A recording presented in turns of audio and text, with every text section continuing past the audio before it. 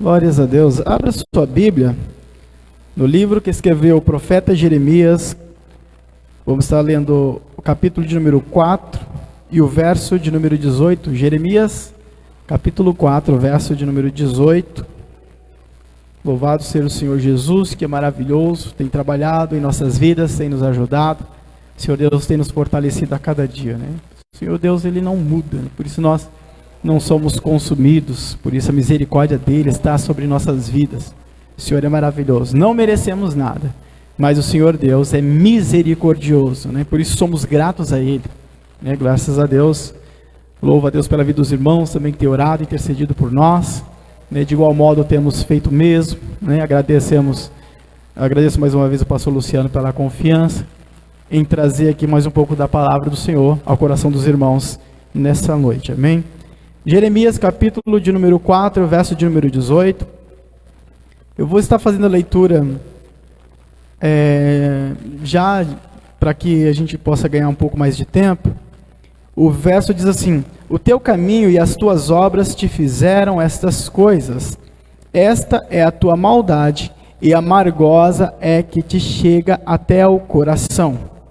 Isso está na tradução Almeida Revista Corrigida, que é a Almeida Revista Fiel, Corrigida Fiel, que é a que eu tenho. Tem uma outra tradução, que é a Almeida Atualizada, que diz assim: a sua conduta e as suas obras fizeram vir essas coisas sobre você, ó Jerusalém. A sua calamidade, que é amarga, atinge até o seu coração. Tome o seu assento, por gentileza. Em ambas as traduções, o texto, ele tem o mesmo sentido, né? Embora as palavras sejam postas de modo diferente, a gente sabe que as traduções da Bíblia Sagrada, elas existem para nos auxiliar de acordo com o tempo em que elas foram lançadas, né? Eu tinha preparado uma introdução para essa mensagem, mas quero eu ganhar um pouco mais de tempo e adentrar diretamente a essa mensagem. Deus colocou em meu coração um tema para ela, e o tema é graça para uns e desgraça para outros. Graça para uns e desgraça para outros. Quero pedir um pouco de retorno, fazendo um favor. Minha voz é bem ruim, por essa semana a garganta não ajudou, achei que eu não ia conseguir ministrar nessa noite, mas Jesus é maravilhoso. Esse texto que nós encontramos em Jeremias, no verso de número 18, do capítulo 4, trata-se de uma sentença, né? Não só a Jerusalém, né, ao reino de Judá, como também ao reino de Israel. Na verdade, o livro todo de Jeremias é uma sentença. Deus sempre convidando o povo ao arrependimento e sempre colocando para eles, né, o que aconteceria se eles se arrependessem e o que aconteceria se eles deixassem o arrependimento de lado. Se você pegar o capítulo de número 4 e vir a ler ele verso após verso, você vai ver como que Deus estava encarando toda aquela situação em relação ao povo que estava em desconformidade à sua palavra, e a questão em que Deus tinha para com o povo, no sentido de abençoá-los, para que eles então viessem antes aceitá-lo, né, e se mover dali, da situação de pecado, para a situação de santidade, santificação na presença do Senhor. O texto de Jeremias é bem claro, e ele diz que a conduta deles, né, como diz aqui na Nova Almeida Atualizada, e o caminho deles, como diz na Corrigida Fiel, é que trouxeram a eles essa calamidade, ou seja, aquilo que o povo estava vivendo, que era um período de cativeiro, de perseguição e destruição e condenação do povo. Nós olhamos para a Bíblia Sagrada no sentido panorâmico, amplo, nós percebemos que Deus sempre permitiu, de forma consequente, em relação à conduta do homem, sempre permitiu a destruição, a punição da parte do Senhor, sempre veio sobre o povo que não esteve de acordo com o seu querer e a sua vontade. Mas, como o texto aqui já diz, nós podemos vir a fortalecer novamente o conceito de que não é Deus que leva a destruição, a punição e o castigo para o ser humano, mas é o ser humano que puxa para si, né? Como um ímã atrai, né, o metal ali, o ser humano ele atrai para si a condenação desde o momento em que ele está contra a vontade de Deus. E em toda a história bíblica, nós sempre vamos ver o homem sofrendo momentos de punição, de destruição, por conta de sua má conduta. Para que nós possamos adentrar já direto a mensagem, nós podemos entender que nós estamos debaixo da graça de um Deus que é totalmente misericordioso. A Bíblia nos diz que a misericórdia de Deus, ela não tem fim. A Bíblia nos revela o amor de Deus a ponto de entregar o seu único filho, Cristo Jesus, dar-se a si mesmo para morrer por nós ali naquela cruz, expressando o seu amor e a sua infinita misericórdia. Mas essa misericórdia que está sobre as nossas vidas, que nós vivemos hoje, não é uma misericórdia maior do que a misericórdia do Antigo Testamento, porque a Bíblia nos diz que o nosso Deus, ele não muda, ele é o mesmo ontem, hoje, ele é eternamente. Então a misericórdia que Deus tinha naquela época com aquele povo também era infinita. É o mesmo Deus que nós estamos falando, e a partir do momento que nós cremos em um Deus que tem uma misericórdia infinita, nós sabemos que estamos diante de um Senhor que não só quer que nós vivemos uma vida em santificação, mas como também nos retribui segundo a nossa conduta. Enquanto nós estivermos nos caminhos de Deus, e Ele deixou bem claro ali no livro de Deuteronômio, nós seremos abençoados pelo Senhor. Mas quando nós rejeitarmos a Deus, então o Senhor também nos rejeita. Jesus disse: todo aquele que se vergonhar do meu nome, eu me envergonharei dele diante de meu Pai. A Bíblia nos diz que quando nós fazemos aquilo que nós achamos que deve ser feito, mas fora da vontade de Deus, naquele dia Ele dirá: apartai-vos de mim, porque eu não vos conheço. A Bíblia nos chama de malditos por não entrar no reino de Deus. O reino dos céus, ele não foi feito para que qualquer pessoa entrasse, mas qualquer um que aceitara Jesus Cristo e viver a sua vontade. A Bíblia nos diz que Cristo está às portas para buscar a sua igreja, mas se nós não estivermos na sua vontade, não alcançaremos essa dádiva que é o reino celestial. Mas se nós estivermos a cada dia mais se esforçando na vontade de Deus, então no soar da trombeta estaremos com o Senhor nos ares, em nome de Jesus. Aleluia, glória a Deus.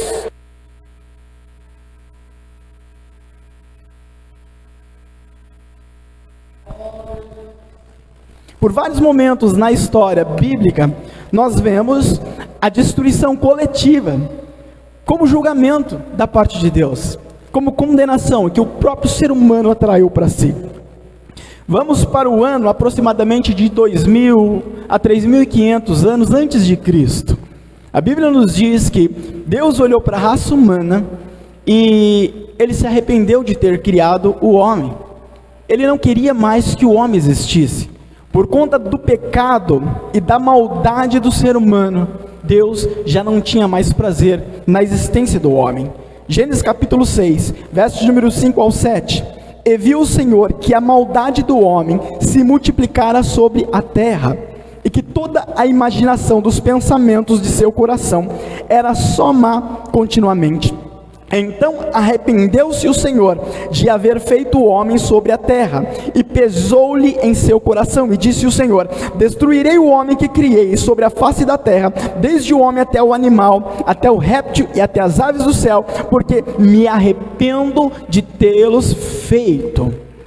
Mas nós sabemos que Deus, ele não é homem para se arrepender. Então a melhor tradução aqui seria que Deus já não tinha mais prazer na existência do ser humano. Então Deus decide destruir tudo, de forma punitiva, e segundo o justo julgar de Deus, Ele decide destruir toda a terra, todo ser vivente, todo ser humano. Mas tinha uma coisa: ainda existia um homem que não tinha se encurvado à maldade. Existia alguém que não tinha se prostrado ante as coisas do mundo. porque o povo que vivia aqui nessa época estava dado a toda sorte de impureza e de maldade. A violência era uma coisa natural entre eles. Eles não criam em Deus, não obedeciam à palavra de Deus, à vontade do Senhor.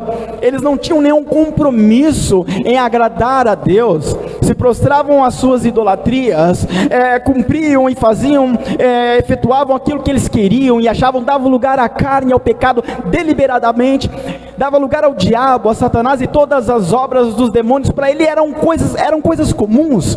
O povo estava totalmente corrompido, mas existia um que não tinha se encurvado às coisas do mundo. Deus olhou e viu que tinha um homem chamado Noé. Então Deus chama Noé para que ele venha ser salvo, e diz para Noé: constrói uma arca, para que você e sua família adentre ela e coloque ali animais, porque Noé estava no querer e na vontade de Deus. Gênesis capítulo 6, 8 e 9. Noé, porém, achou graça aos olhos do Senhor. Estas são as gerações de Noé. Noé era um homem justo e perfeito em suas gerações. Noé andava com Deus. Deus não queimará o trigo com o joio. Ele sabe quem que é trigo e ele sabe quem é o joio.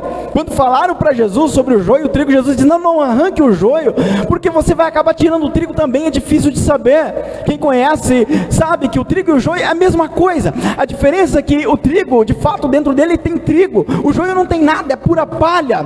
Diante dos olhos de qualquer pessoa, até do mais especialista, é a mesma coisa. Mas diante dos olhos de Deus, Ele sabe quem que é joio e Ele sabe quem que é trigo. E naquele dia a Bíblia nos diz que Ele vai separar o joio do trigo. O trigo será recolhido no celeiro, mas o joio será queimado na fornalha ardente. Deus não nos chamou para sermos joios, amados. Ele nos chamou para sermos trigo. E enquanto nós formos trigo, nós temos Deus ao nosso favor. Nós temos o Espírito Santo trabalhando em nós, e através das nossas vidas nós teremos o fruto do Espírito Santo. Nós teremos o agir de Deus nos acompanhando a cada dia. A proteção do Senhor, a sombra do Altíssimo estará sobre a sua vida. Mas se nós formos joio, seremos recolhidos não para o celeiro naquele dia, mas para a fornalha de fogo ardente, ali onde o fogo ele é eterno, ali onde o bicho ele não morre, aonde o sofrimento ele é constante. Mas aqueles que estão escritos nos livros da vida estarão com o Senhor nas alturas. Quantos nessa noite quer estar com o Senhor naquele dia, morando lá no reino celestial? Levanta sua mão e adore ao nome santo de Jesus. Aleluia! Oh, glória a Deus, aleluia. Pedro faz uma menção a Noé, lá no capítulo 2, verso de número 9 de 2 Pedro. Assim sabe o Senhor livrar da tentação os piedosos e reservar os justos para o dia do juízo, para serem castigados. É uma menção a todos aqueles que, na verdade, estavam ou estão justos diante de Deus. É uma referência a isso que ora eu tenho vos falado, porque Deus ele sabe quem é o joio e quem é o trigo. E aqui, como Pedro diz, Deus ele sabe livrar da tentação os piedosos e reservar os injustos para o dia do juízo, para serem castigados. Podemos disfarçar diante dos olhos das pessoas e se comportar como trigo, mas diante de Deus não tem como disfarçar. A nossa conduta diante de Deus não passa desapercebido. Assim como o povo de Israel e Judá estava com uma má conduta diante dos olhos do Senhor, não tem como esconder isso diante dele. Então eu posso me vestir como trigo, eu posso falar como trigo, eu posso agir como trigo, mas se eu sou o joio diante dos olhos do Senhor, eu sou o joio. Não tem como ser trigo diante dos olhos de Deus, se na verdade eu sou o joio. E ainda que as pessoas olhem para mim e me vejam como trigo, Deus sabe se eu sou trigo ou se eu não sou. É por isso que eu tenho que me preocupar em obedecer a Deus e estar limpo e purificado diante do Senhor. O que as pessoas pensam sobre mim não é relevante, porque elas não podem me salvar. Quem pode me salvar é Cristo Jesus, meu querido. Quem pode te salvar é Cristo Jesus. Não importa o que falam de você aí fora, o mais importante é aquilo que Deus sabe sobre a sua vida. Aleluia.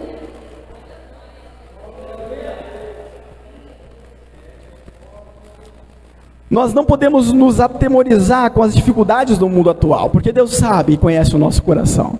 Aí muitas das pessoas ficam preocupadas, com o que vai acontecer, com os problemas governamentais e muitas outras coisas. Não se preocupe com isso, não se atemorize com isso. Por mais que sejam coisas preocupantes, entre aspas, saiba de uma coisa: o Senhor Deus, Ele sabe aquele que serve a Ele e aquele que não serve. Apocalipse capítulo 3, verso de número 10: como guardaste a palavra da minha paciência, também eu te guardarei da hora da tentação que há de vir sobre o mundo, para tentar os que habitam na terra. Uma grande destruição e calamidade está para vir sobre a face da terra, isso é bíblico. Porém, se nós estamos diante do querer e da vontade de Deus, Apocalipse 3:10 diz: Ele nos guardará da hora da tentação. Quando vir a destruição, você não vai estar mais aqui, meu querido. Nós não estaremos mais aqui. Por quê? Porque Deus, Ele vai recolher o trigo para o celeiro. Quem vai sobrar é o joio. É o joio que está no mundo, sim, mas é o joio que muitas das vezes estão dentro das igrejas, que muitas das vezes ocupam um espaço de destaque dentro de ministérios. São joio também, Deus sabe se é joio, se não é, infelizmente tem. E são esses que ficarão para ser jogados para a fornalha. Vai sofrer a perseguição e a destruição, a calamidade que está para vir por sobre a face da terra. Se alcançar a salvação ainda depois da vida do anticristo, ainda há chance de ser recolhido no reino do céu. Se não, não vai. Não tem como, não tem como burlar isso. Você pode burlar o sistema de uma empresa, você pode burlar o sistema de uma faculdade, você pode burlar o sistema do governo, mas o sistema de Deus, que está escrito aqui nesta Bíblia, na palavra do Senhor, não tem como burlar, meu querido.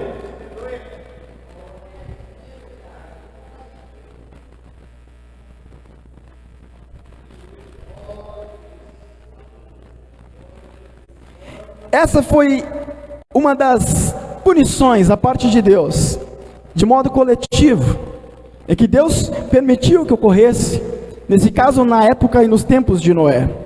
Noé construiu uma arca. Nós sabemos que a arca era basicamente um caixote gigante. Você procura lá por arca lá no Google, você vai ver algo modelado, bonito, todo cheio de curvas e detalhes. Não era aquilo. Na verdade, a arca ela não foi feita para cortar a água e navegar como um barco, não. Ela foi feita para flutuar, então era um caixote, literalmente um caixote. Tinha 150 metros de comprimento, uma esquina e meia para você entender, 25 metros de largura e 15 metros de altura. Era algo muito grande, sim, de fato. Para os dias de hoje não tão grande assim, para você entender, o Titanic era maior do que a arca. Mas para a época era algo gigantesco.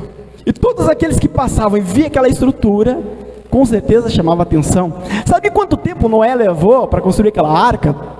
Mais ou menos 100 a 120 anos, construindo aquela arca, ou seja, 120 anos mais ou menos pregando a palavra de Deus. E isso quem diz é Pedro, 2 Pedro 2,5.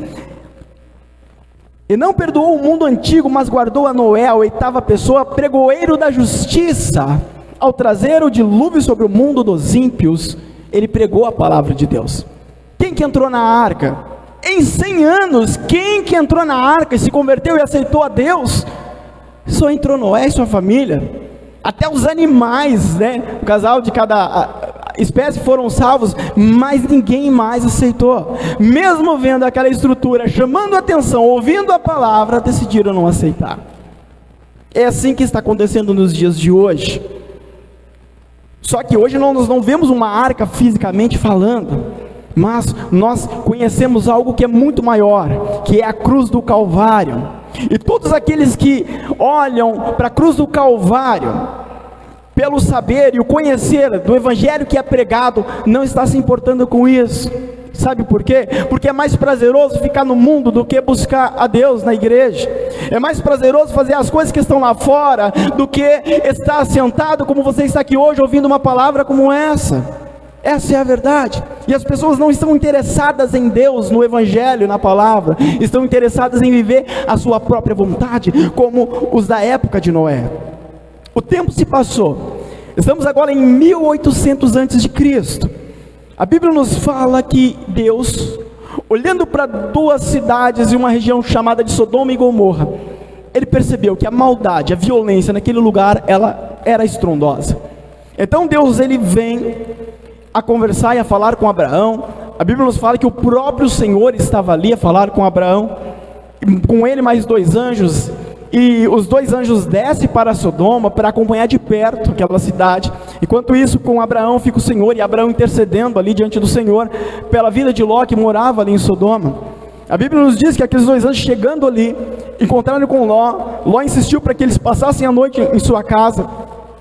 Eles decidiram passar a noite na casa de Ló, e quando de repente, a Bíblia diz que todo homem da cidade, sendo mais velho como mais novo, se reuniu em frente à casa de Ló, rodeando por ela, e procurando entrar e pegar aqueles 2 homens ali de dentro. Versos de número 4 e 5 de Gênesis 19. E antes que se deitassem, cercaram a casa os homens daquela cidade, os homens de Sodoma, desde o moço até o velho, todo o povo de todos os bairros, e chamaram a Ló e disseram-lhe: onde estão os homens que a ti vieram nesta noite? Traze-os fora a nós, para que o conheçamos. Na verdade, o conheçamos, para você entender, eles queriam praticar relações sexuais com aqueles homens que estavam ali dentro, que havia sido recebido por Ló. Eles não sabiam que eram 2 anjos ali, em formas humanizadas, mas era isso que eles queriam fazer. Tamanha era a maldade, o pecado que existia ali em Sodoma. Eles não estavam nada diferente daquele povo de antes, ali da época de Noé. A maldade, a violência, a promiscuidade, toda sorte de impureza, podridão, tudo aquilo que desagrada a Deus, fazia parte da conduta e da cultura daquele povo. Por isso Deus foi acompanhar de perto toda aquela situação. Deus já sabia, não precisava mandar anjo lá, mas sabemos que o nosso Deus é um Deus justo, e de maneira justa, para que Abraão e Ló entendessem, né, o agir de Deus. Os 2 anjos estavam lá, cercaram a casa, tentaram entrar na casa. Os anjos ali estenderam as mãos, todos ficaram cegos, palpeando, tentando procurar onde que era a porta para entrar. Então, conhece a Bíblia, os 2 anjos tiraram eles de lá, tiraram Ló, tiraram ele e a sua família, e depois caiu uma chuva de enxofre do céu, e fogo consumiu toda aquela região. Todos que estavam ali morreram. Foi destruído Sodoma, foi destruído Gomorra, porque o pecado de Sodoma proporcionou em Deus o mesmo sentimento que os antediluvianos proporcionaram. Eu não disse no início da mensagem que o nosso Deus, ele não muda? Ele não muda. Se o pecado dos antediluvianos, aqueles que vieram antes do dilúvio, desagradou a Deus a esse ponto, o pecado de Sodoma desagradou também. E nos dias de hoje não é diferente. Não estamos melhor do que os de Sodoma e Gomorra. Não estamos melhor do que os antediluvianos. Porque o pecado tem se alastrado de uma forma tão grande, tem que ser alastrado de uma maneira tão estrondosa, que as pessoas encaram como se fosse algo normal. Muitos ministérios eclesiásticos que se dizem cristãos encaram tanta coisa que a Bíblia nos diz que é pecado desde lá do início dos tempos dos apóstolos e dos profetas. Tem encarado como se fosse uma coisa comum, e tem aceitado muitas coisas que não faz parte do conceito de santidade de Deus. E o problema é que nós aceitamos isso, e acalentamos isso no nosso coração, e achamos que está tudo normal. E eu não acompanho a mídia, prefiro mais me interter com as coisas da Bíblia, mas quem acompanha a mídia sabe, a cada dia aparece uma nova. Quando eu digo uma nova, é uma nova coisa ruim, que machuca a santidade de Deus, que fere o Espírito Santo. Cada dia o ser humano está cada vez mais pior. Quantas pessoas não têm se levantado contra a igreja, contra o evangelho, contra Cristo, fazem filmes, comerciais, apoiando tudo aquilo que é contrário à vontade de Deus. E muitos de nós, em alguns casos, temos aplaudido, dando risada, compactuando com aquilo. O Senhor nosso Deus não mudou, Ele continua sendo santo. Ele diz: sede santo, porque eu, o Senhor, sou santo. Sem santidade é impossível alcançar a Deus. Não tem como, meu querido. Para o sumo sacerdote adentrar o santo dos santos, ele tinha que estar purificado, passava por um ritual, e não podia entrar sem sangue, tinha que ter sangue, senão ele era fulminado lá dentro. Você quer estar na presença de Deus? É através do sangue de Jesus, que nos purifica de todo pecado. Bendito seja Deus. Oh, aleluia, glória a Deus.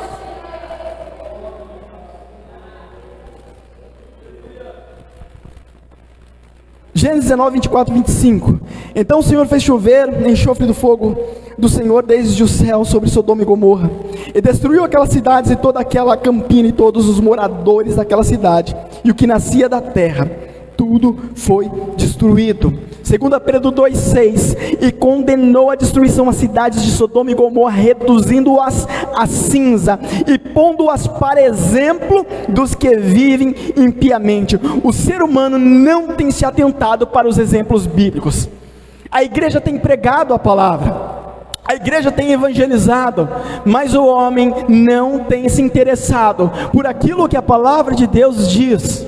Não tem tomado como exemplo o que aconteceu no passado, para aplicar em sua vida e alcançar a benevolência da parte de Deus. Mas graças eu dou a Deus, porque ainda existe um remanescente daqueles que servem e adoram ao Senhor de verdade, aqueles que buscam viver na palavra e obedecer a Deus, independente daquilo que as pessoas falam de nós lá fora. Olham para nós e nos tem como careta, como quadrado. Não tem importância, meu querido, porque Jerusalém, ela foi feita para quem vive o querer e a vontade de Deus. Aleluia! Aleluia, glória a Deus, aleluia.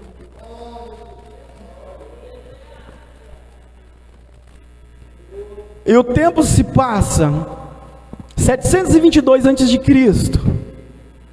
a Bíblia nos diz que Israel estava voltado ao pecado, vivendo toda sorte de impureza e tudo aquilo que era inconveniente em relação à santidade de Deus.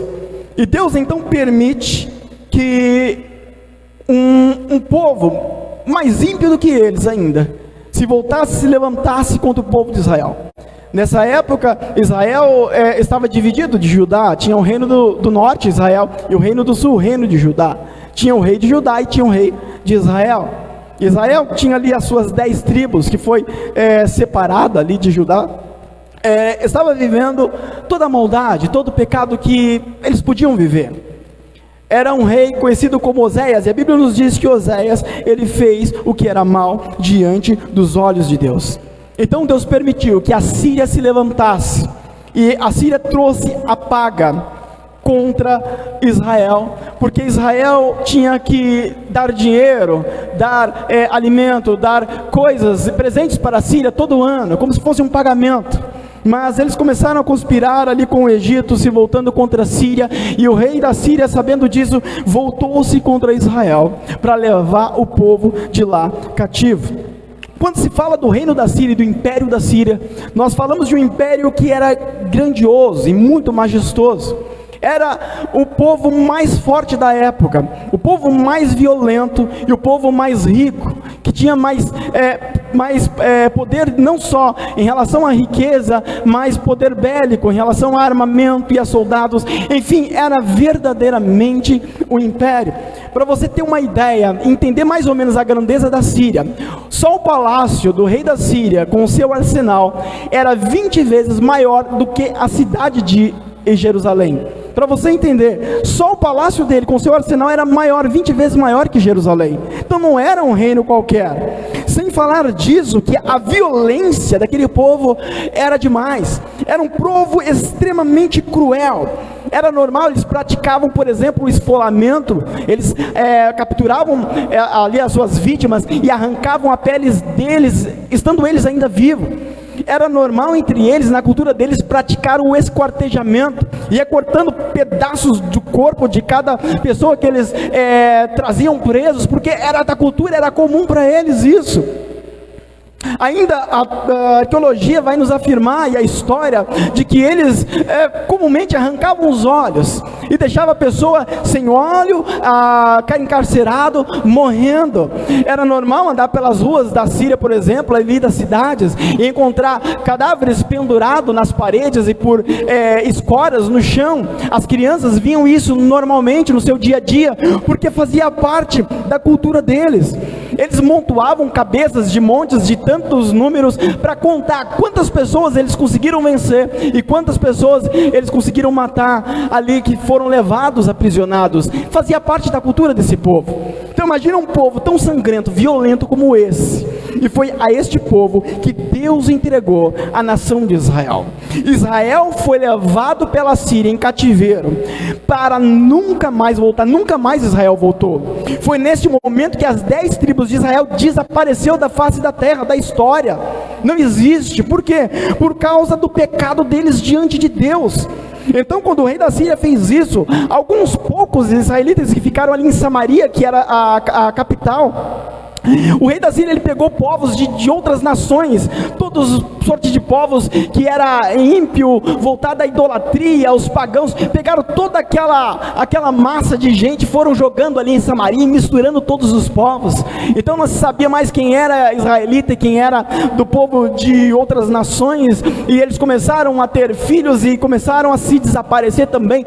Por isso que os samaritanos não se davam com os judeus, porque os samaritanos diziam: não, nós somos israelitas também. Eles falavam: vocês não são israelitas, porque tanto de gente que se misturou com vocês, como que vai saber quem é e quem não é, de tanta mistura que teve? Por isso eles não se davam bem, e os judeus nunca aceitaram os samaritanos como parte do povo de Israel.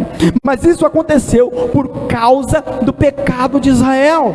A Bíblia nos diz que eles se curvaram a deuses estranhos, eles ofereciam seus filhos, suas crianças queimadas como sacrifício, estavam praticando agouro, adivinhações, tudo aquilo que era maldoso e contrário à vontade de Deus, para eles se tornaram uma coisa comum. Não foi Deus, amados, que levou a destruição para o povo de Israel, mas foram eles que foram puxando a cada dia com suas atitudes, com suas ações. O que eu quero dizer, e eu volto a dizer, o nosso Deus não mudou, meu querido. Se nós não estivermos enquadrados na palavra de Deus, nós estaremos enquadrados em alguma outra coisa que não é Deus. Não adianta, não tem como servir a Deus e servir a outra coisa por igual, não tem como. Ou eu estou nos caminhos de Deus, ou eu não estou. Se eu não estou em Deus, então o diabo, ele reina e impera sobre a minha vida.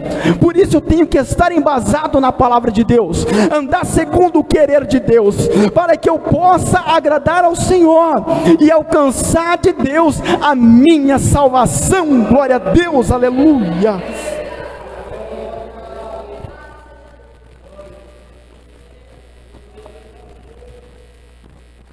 Como o tempo está passando aqui hoje, o tempo daquela época também foi passando. Depois de 100 anos, chegou a vez de Judá ser levado cativo. Foi uma outra destruição que Deus permitiu, uma outra punição de forma coletiva por causa do pecado do povo. 2 Reis 17:19. Até Judá não guardou os mandamentos do Senhor seu Deus, antes andaram nos estatutos de Israel que eles fizeram. Israel não tomou como exemplo o que Israel tinha passado.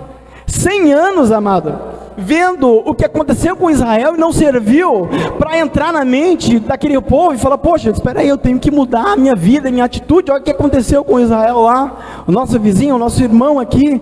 100 anos vendo aquela situação e não se encurvou a Deus, igual os antediluvianos. 100 anos, 120 anos ouvindo Noé pregar e não se rendeu a Deus.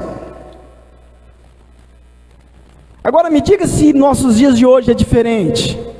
Me diga se é diferente. Quantas pessoas você não conhece que já foi pregado para ela, você já pregou para ela, já falou de Jesus, e você fala e a outra pessoa fala, mas não se rende. Não é povo de dura cerviz. Foi pregado aqui, acho que o presbítero Alex falou sobre isso. Dura cerviz, não se encurva, não se abaixa, não se humilha. E por que isso? Por quê? Porque é obstinado.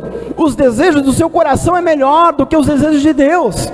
E o povo de Judá estava do mesmo jeito. A conduta do povo era melhor do que a conduta de Deus, e essa era a concepção que eles tinham. Nessa época reinava ali em Judá o rei Jeoaquim, e Deus permitiu que acontecesse a primeira leva de pessoas para a Babilônia. Foram cativos na Babilônia no ano 606 a.C. A Bíblia nos diz que o Sodoma e Gomorra, que eu já falei aqui nessa noite, não cometeram pecados pior do que o povo de Judá. A Bíblia nos diz que o povo de Judá estava pior do que Sodoma. Livro de Ezequiel, capítulo 16, verso de 1048. Vivo eu, diz o Senhor Deus, que não fez Sodoma, tua irmã, nem ela, nem suas filhas, como fizeste tu. Estava pior. Dá para ficar pior, meu querido? Dá para ficar pior. Só que Deus não puniu a Judá como puniu Sodoma. Por quê? Porque Deus tinha promessa feita para Davi. Deus não é um homem para se arrepender de suas promessas, Ele não se arrepende. E se o Senhor nosso Deus prometeu que naquele dia Ele vai separar o joio do trigo, Ele vai. Não se preocupe, amado, Deus não vai te confundir e achar que você é também joio e te jogar na fornalha. Isso não vai acontecer, porque Ele sabe quem é joio e quem não é. Então Ele prometeu e Ele não se arrepende. Ele não é homem para se arrepender de suas promessas. Sodoma estava pior do que Judá. A Bíblia nos diz que os filisteus tinham vergonha das ações de Judá. Imagina isso, um povo que tinha Dagon como rei, como Deus, que se curvava à idolatria e praticava toda sorte de maldade, que praticava todo tipo de coisas que eram contrárias à vontade de Deus. Um povo pagão, um povo totalmente oposto à lei de Deus, tinha vergonha das ações de Judá. E não sou eu quem digo, é a Bíblia Sagrada. Livro de Ezequiel, capítulo 16, verso de número 27. Por isso eu estendi a minha mão sobre ti, diminuí a tua porção e te entreguei à vontade das que te odeiam. Olha só, das filhas dos filisteus, as quais se envergonham do teu caminho depravado. Imagina isso. Os filisteus tinham vergonha dos pecados de Judá. Estava ruim ou não estava? E em 606 Deus permite, entra Nabucodonosor, destrói tudo aquilo que ele encontra pela frente, e leva cativo. Livro de Daniel, capítulo número 1, leva Daniel, leva seus amigos, Misael, Azarias e Ananias, leva ali os príncipes de Judá, e leva ali uma porção de tesouros ali de Judá, e deixa Judá ali quase que vazio, de pessoas importantes, é lógico, e de pouco de riqueza. Mas como se isso já não bastasse, teve que ter uma segunda leva, porque o povo que ficou lá em Judá não se converteu, continuou praticando a maldade, o pecado contra Deus. Deus em 598, mais ou menos 8 anos ali, depois da primeira leva, permite a Babilônia entrar de novo, e leva mais uma parte do povo. Na primeira leva vai Daniel e seus amigos, na segunda leva é que vai o profeta Ezequiel, exilado para a Babilônia. Mas o povo ainda não se converte, ainda não aceita a Deus. Então Deus permite novamente a punição, agora no ano 586 a.C., nessa época reinava Zedequias. A Bíblia nos diz que eles pegaram o rei Zedequias, que praticava toda sorte de maldade diante dos olhos de Deus, todo tipo de pecado, e pega ele, mata os seus filhos em sua própria presença, vazam os olhos deles, e leva ele aprisionado para a Babilônia, e morre encarcerado, cego, sem família, destruído, porque as suas ações não condiziam com o querer e com a vontade de Deus. É nesse momento que Jerusalém é destruída, é nesse momento que as muralhas de Jerusalém são totalmente destruídas, o povo é levado cativo, outra parte do povo, a necessidade, a fome, a dificuldade começa a se instalar ali de uma maneira tão horrenda, que Jeremias escreve um livro só falando sobre isso, que é o livro de Lamentação, porque eles estavam vivendo um momento de punição por causa das suas ações e má conduta diante de Deus. Enquanto o homem não tomar, amados, uma posição diante de Deus, ele sempre vai demarcar o seu futuro com coisas horrendas, com destruição. Já está demarcado. Enquanto eu não tomar uma posição diante de Deus e procurar me achegar à cruz, à vontade do Senhor, eu vou estar marcando o meu futuro com destruição e com acontecimentos que são punições em que eu mesmo estarei puxando para a minha vida. Deus, ele não manda ninguém para o inferno. Somos nós que vamos para lá com as nossas próprias pernas, com as nossas próprias más ações, com as nossas próprias condutas. Mas o nosso Deus, ele não é um Deus rancoroso, ranzinza, que está esperando alguém pecar para condenar, não. A Bíblia nos diz que Deus, ele é amor, que Cristo Jesus, ele ama a igreja, não é à toa que ele morreu por nós, e ele quer que nós nos acheguemos a ele. A Bíblia nos diz, Deus, ele não quer que ninguém se perca, mas que todos cheguem ao arrependimento. Essa é a vontade do Senhor. Mas se o ser humano, ele não quer se arrepender dos seus maus caminhos, se converter a Deus, abandonar sua vida de pecado, o Senhor Deus não vai obrigar ninguém, mas naquele dia haverá uma paga, e a paga vem, a conta ela chega, não tem como fugir das mãos de Deus. O próprio Deus diz, né? Quem poderá fazer alguém escapar das minhas mãos? Ninguém, meu querido. Por isso nós temos que tomar uma posição, uma postura diante de Deus, porque senão nós atrairemos esse tipo de coisa para nós, a punição, o castigo. Como eu disse, não é Deus que traz isso a nós, é nós que puxamos para as nossas próprias vidas, porque a Bíblia nos fala claramente que o que nós plantamos nós colhemos. E o que tem por aí são muitas pessoas brincando de ser cristão, brincando com o Evangelho, como eu disse anteriormente, zombando do Evangelho, zombando de Cristo, zombando da Bíblia, zombando daqueles que servem a Deus. Deixa zombar, meu querido, deixa zombar, porque a Bíblia nos diz que Deus não se deixa escarnecer, Deus não se deixa ser zombado. No dia certo e na hora certa vai ter uma paga. Se eles querem zombar, não se preocupe com isso. Deus não precisa de advogado, porque na verdade ele é o próprio juiz. E Deus, ele sabe, conhece o coração e a intenção de cada um. Como nos dias de Noé, ele viu e sabia que a intenção do coração do ser humano era constantemente má. Nos nossos dias de hoje não é diferente. Por isso nós temos que nos voltar ao Evangelho de Cristo. Tomar cuidado com o evangelho coach, com o evangelho light que por aí existe hoje. O evangelho mais maleável e flexível, que não é tão duro assim, algumas coisas agora você pode. Não, nosso Deus, ele não mudou. O evangelho, ele não mudou. Nós temos que seguir por esta palavra. Jesus disse, a porta é estreita, a porta é apertada, o caminho largo e espaçoso é o caminho que te leva à destruição, o caminho do mundo, mas os caminhos de Deus é que nos leva para a vida eterna. Está difícil a caminhada, está difícil, mas o nosso Cristo Jesus é aquele que nos ajuda a caminhar, meu amado. Não esmoreça diante daquilo que você encontra durante o seu trajeto, porque Deus está com você. Ai, eu comanda, ai, aleluia, aleluia, oh, glória a Deus, aleluia. Dentro da história bíblica, não dá tempo de nós continuarmos, nós vamos encontrar outras ocasiões em que Deus permitiu a punição, Deus permitiu a destruição como forma de punição para o ser humano. O problema é que, para finalizar, nós não estamos muito preocupados com isso. Quando eu digo nós, não estou falando de nós que estamos aqui dentro desse templo, nessa ocasião, é uma maneira de falar. O ser humano, o homem atual, não está preocupado com isso. Como eu disse antes e repito, é mais interessante viver o mundo e as coisas do mundo, porque Porque o que o diabo oferece, amado, é prazeroso, é muito bonito. O Satanás, ele pinta um quadro tão belo, que é difícil para o homem, em sua humanidade, em sua natureza, resistir. Ele não vai resistir. Mas aquele que serve a Cristo, que vive uma vida espiritual, ele sabe que por trás daquela pintura tem algo condenativo. É algo que vai jogar ele para o fogo eterno. Satanás, ele tem se disfarçado como anjo de luz. A Bíblia nos diz que ele faz isso.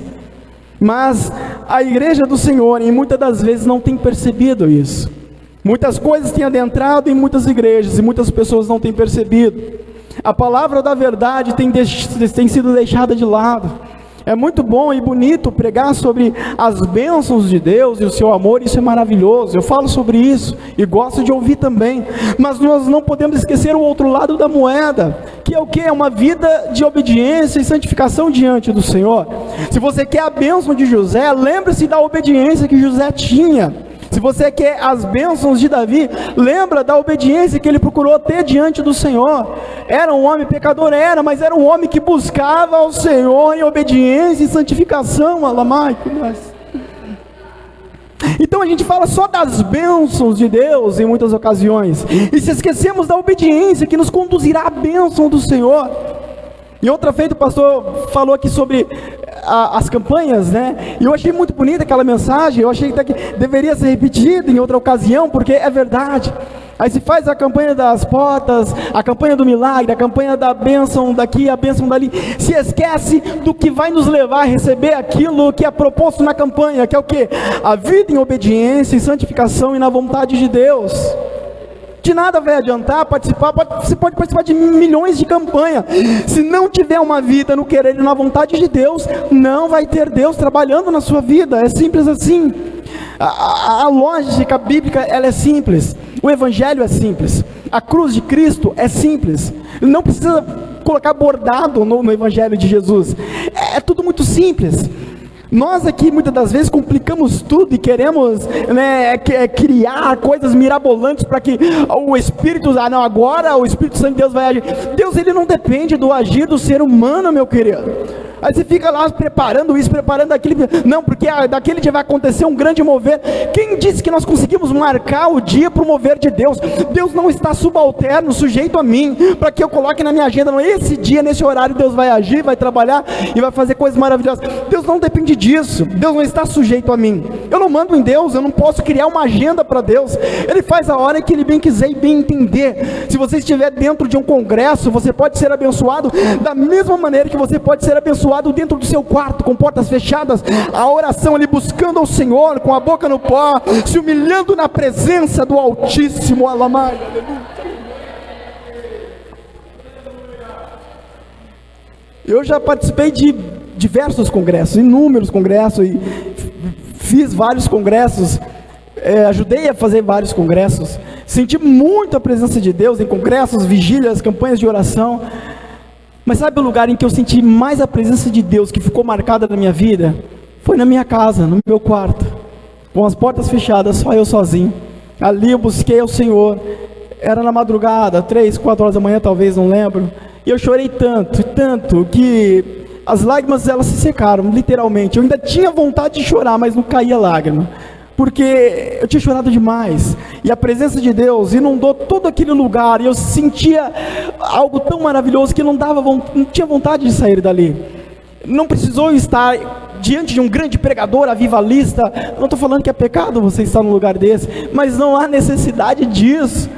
Então, para de ficar correndo atrás de profetas, de ficar correndo atrás de pastores e de pregadores, porque a palavra da verdade está aqui, está nas suas mãos. É só você abrir ela e começar a ler. Deus está no seu lar, na sua casa também, meu querido. E através da sua oração, Deus, ele faz um grande mover. Hoje nós não precisamos mais procurar o homem para obter a bênção, nós só temos que procurar a Deus. No Antigo Testamento tinha que ir atrás de um sacerdote para obter a benevolência de Deus, era a lei de Deus. Mas hoje não precisa, porque Cristo Jesus é o nosso sumo sacerdote. Então pega lá o seu sacrifício de louvor, a sua oração, a sua adoração, rasga a madrugada de joelhos, se humilhando na presença de Deus, pedindo a Ele misericórdia. Você vai ver o mover mover de Deus na sua vida, você vai ver o agir do Senhor na sua família, na sua casa, no seu coração, na sua vida. Aleluia! Oh, aleluia.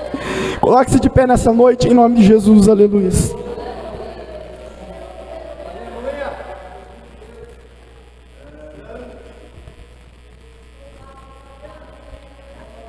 A parte da mensagem que eu julguei ser mais interessante, importante, eu não consegui chegar.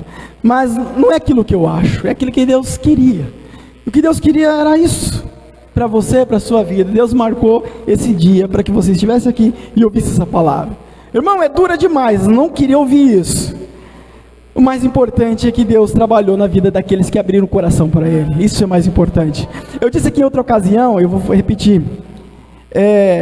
Nós não temos que nos preocupar em sair felizes com o pregador, não conto, mas temos que nos preocupar em sair triste com nós mesmos, sabendo que nós precisamos cada vez mais melhorar na presença de Deus. Sabe qual é o maior pecador que você deve conhecer na sua vida? É você mesmo.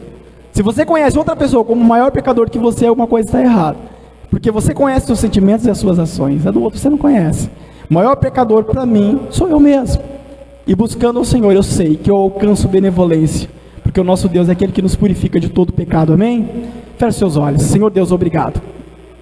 Perdoa-nos porque somos pecadores, Pai, e nos ajude a viver a Tua vontade. Pai, não estamos, ó Deus, no Teu querer 100%, mas estamos procurando nos santificar a cada dia, Deus, e sabemos que o Senhor é aquele que nos aceita, porque o Senhor, ó Deus, morreu por nós lá na cruz do Calvário, e abriu-nos a porta, Senhor, da salvação. Nós sabemos que diante do Senhor, nós encontramos benevolência, portanto, trabalha na vida da Tua igreja, fortalecendo a cada um e ajudando-nos para que nós possamos estar firme na Tua vontade, para a honra e glória do Teu nome. As palmas louve e adore ao Senhor, em nome de Jesus.